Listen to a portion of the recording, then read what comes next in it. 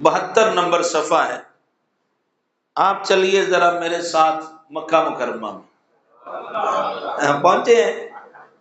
مکہ شریف سے تھوڑا باہر نکل آئے، میدان حدیبیہ میں. حدیبیہ جگہ کا نام ہے، 6-7 کلومیٹر مدینہ شریف کے راستہ پر ہے. یہاں حضور 1400 صحابہ کرام کو لے کر عمرہ کرنے کے لیے آئے، تشریف لائے 7 ہجری میں. مکے والوں نے کہا کہ ہم عمرہ نہیں کرنے دیں گے، آپ تو عمرہ کے بہانے میں ہم سے لڑائی کرنے آئے ہیں. یہ بڑی طویل بحث ہے. یہاں معاہدہ ہوا، تقریباً 25 دن میرے آقا علیہ الصلوۃ والسلام یہاں قیام پذیر رہے. تو سہیل بن عمر اہل مکہ کی طرف سے سفیر بن کے آیا. تو صلح نامہ لکھنے کے لیے میرے آقا صلی اللہ علیہ وسلم نے سرکار مولا علی مشکل کشا کو فرمایا اکتب یا علی. میں نے آپ کو پہلے بتایا کہ ہر بندہ لکھنا کتابت کرنا نہیں جانتا تھا، ہزاروں میں کوئی کوئی لکھتا تھا، اور جو لکھتے تھے ان میں مولا علی پاک بھی ہیں لکھنے والوں.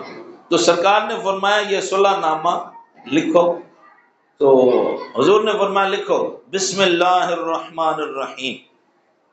تو وہ جو سفیر مکہ تھا بعد میں وہ بھی صحابیت کے درجے پر فیض ہوئے، پھر حضرت سیدنا سہیل بن عمر بن گئے. اس وقت وہ مشرک تھا، سفیر مکے والوں کا نمائندہ تھا. تو اس نے کہا نہیں ہمیں تو آپ کہتے ہیں اللہ ایک ہے، یہاں 3 نام لکھ دیے ہیں، اللہ رحمان رحیم، ہم نہیں جانتے رحمان کون ہے رحیم کون ہے، یہاں صرف اللہ لکھو. تو ورنہ میں معاہدہ نہیں کرتا. حضور نے حضرت علی سے فرمایا چلو لکھ دو بسمک اللہم، اللہ کے نام سے. آگے حضور نے فرمایا ھذا ما صالح علیہ محمد الرسول اللہ. فرمایا یہ وہ صلح نامہ ہے، لکھو. حضرت علی سے حضور نے فرمایا لکھو یہ وہ صلح نامہ ہے جو محمد الرسول اللہ نے سہیل بن عمر کے ساتھ مکے والوں کے لیے کیا. تو اب سہیل بن عمر یہاں پھر کود پڑا. اس نے کہا نہیں یہ محمد رسول اللہ نہیں، ہم تو رسول اللہ نہیں مانتے. اگر آپ کو اللہ کا رسول ماننے تو ہمارا تمہارا جھگڑا ہی کوئی نہیں، اختلاف ہی کوئی نہیں. تو آپ یہاں لکھیں محمد بن عبداللہ، آپ اپنے والد کا نام لکھیں. کیا آپ کے والد کا نام عبداللہ ہے تو آپ محمد بن عبداللہ لکھیں، محمد رسول اللہ نہ لکھیں.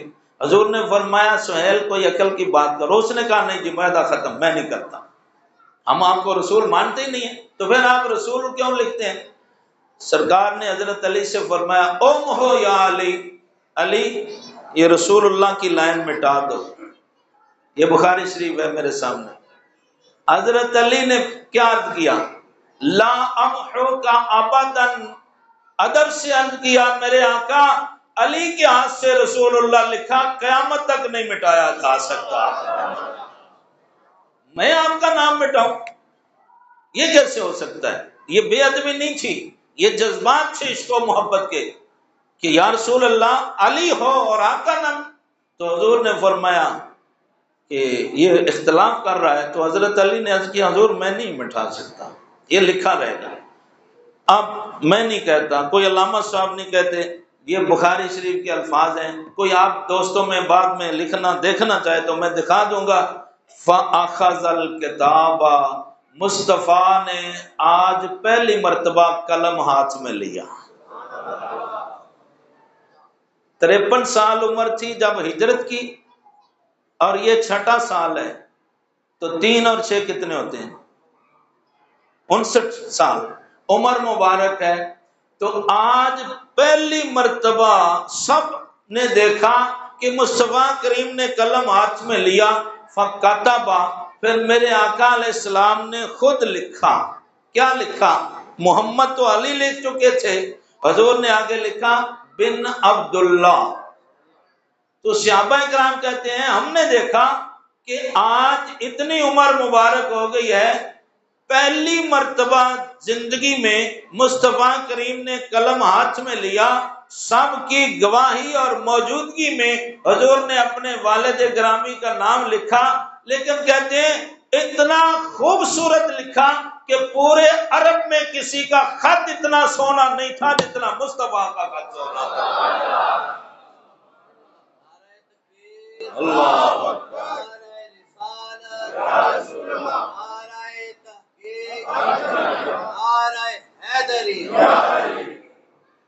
تو میں کہنا یہ چاہتا ہوں کہ اس دن سب کی موجودگی میں کیوں لکھا؟ یا بخاری شریف میں تو صرف اتنا ہے کہ حضور نے کاغذ قلم سرکار علی پاک سے لیا اور حضور نے خود لکھا اور ایک لفظ لکھا، بس پھر فرمایا آگے لکھو۔ حضور نے سب کے سامنے کیوں لکھا؟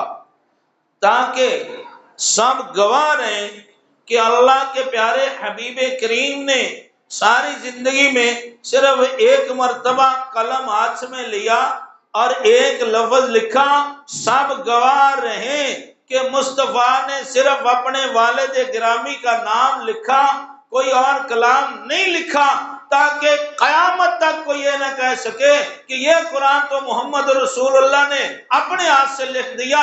اور رب ذوالجلال فرماتا ہے انزلہ بإذنہ علی قلبک، محبوب یہ تمہارے ہاتھ کا نہیں لکھا ہوا، یہ تو ہم نے تمہارے سینہ اقدس پر نازل فرمایا ہے۔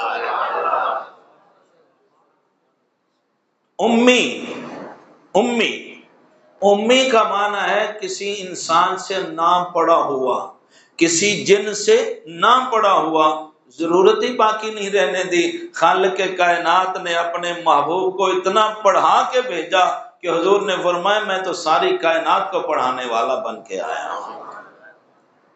تو میرے پیارے دوستو، یہ اگرچہ مضمون تھوڑا سا عام مضامین سے ہٹ کر تھا، لیکن میں چونکہ میڈیا سوشل میڈیا پر بڑا تماشا کسی نے مچا دیا اور اسی لفظ امی کو لے کر کہ جی وہ دیکھیں جی وہ اللہ کے نبی کے تو ان کو تو لکھنا نہیں آتا تھا، پڑھنا نہیں آتا، میں کہتا ہوں اور پھر وہ دلیلیں دے رہے ہیں۔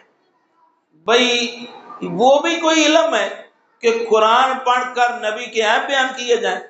بتائیے اس کو علم کہتے ہیں؟ اچھا یہ بھی کوئی علم ہے کہ حدیث پڑھ کر مصطفیٰ کے عیب لوگوں کو بتائے جائیں؟ یہ علم ہے؟ لوگوں کو نفرت دلائی جائے کہ ہمارا نبی یہ بھی نہیں کر سکتا، ہمارا نبی یہ بھی نہیں کر سکتا۔ علم والے تو کہتے ہیں سب سے اولا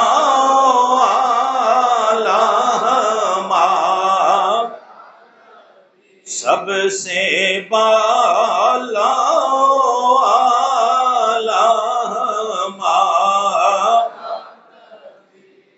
ملک کونین میں انبیاء تاجدار، پڑھیے ملک کونین میں انبیاء تاجدار، تاجداروں کا آقا ہمارا، بولیے تاجداروں کا آقا ہمارا۔ اور دوسری جگہ پہ کیا خوبصورت کہتے ہیں حشر تک ڈالیں گے ہم پیدائش مولا کی دھوم۔ امام عشق و محبت فرماتے ہیں حشر تک ڈالیں گے ہم پیدائش مولا کی دھوم، مثل فارس نجد کے قلعے گراتے جائیں گے، جہاں سے بدعقیدگی کی جڑ ہے نجد، مثل فارس نجد کے قلعے گراتے جائیں گے، اور جب تک دم میں دم ہے رضا، اللہ اللہ اللہ، جب تک دم میں دم ہے، ہاں خاک ہو جائیں عدو جل کر مگر ہم تو رضا، جلنے والے جلتے رہیں وہ خاک ہو جائیں، جلنے والے خاک ہو جائیں جل کر عدو مگر ہم تو رضا، جب تک دم میں دم ہے ذکر ان کا سناتے جائیں گے۔ ہمارا تو کام ہے ذکر مصطفیٰ سنانا، ہمارا تو عالم کی تعریف یہ ہے، عالم لوگوں کو اللہ کے قریب کرے اپنے علم کے ذریعے سے۔ ہاں مجھ سے آپ پوچھیں نا عالم کس کو کہتے ہیں، میں کہتا ہوں عالم کی تعریف یہ ہے اللہ کے بندوں کو اپنے علم اور عمل کے ذریعے اللہ کے قریب کرے، اور مصطفیٰ کا کلمہ پڑھنے والوں کو امتیوں کو اپنے علم کے ذریعے نبی کے قریب کر دے، تو اس کو عالم کہتے ہیں۔ ہاں بس آخری بات ہے، وقت میرا ہو گیا ہے،